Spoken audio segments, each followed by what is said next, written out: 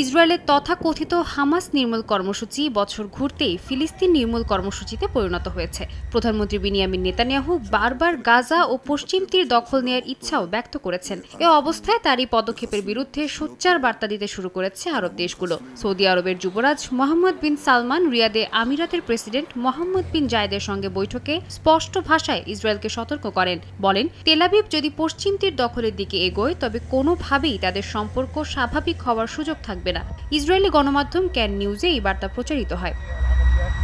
এর আগে সংযুক্ত আরব আমিরাত পশ্চিম তীর দখলকে রেড লাইন আখ্যা দিয়ে ইসরায়েলকে হুঁশিয়ার করে, জানায় আব্রাহাম চুক্তির মূল শর্তই ছিল পশ্চিম তীরের দখল থেকে ইসরায়েলের সরে যাওয়া। এই অবস্থায় দখলদার মনোভাব থেকে তেল আবিব সরে না আসলে সেই চুক্তি থেকে বের হয়ে যাওয়ার হুমকি দিয়েছে আমিরাত ও সৌদি।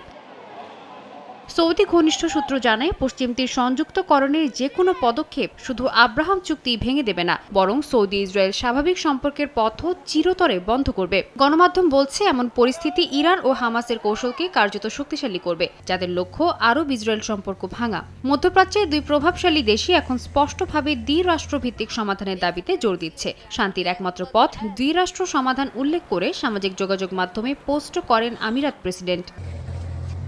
সাদিয়া তাসনিম, সময় সংবাদ।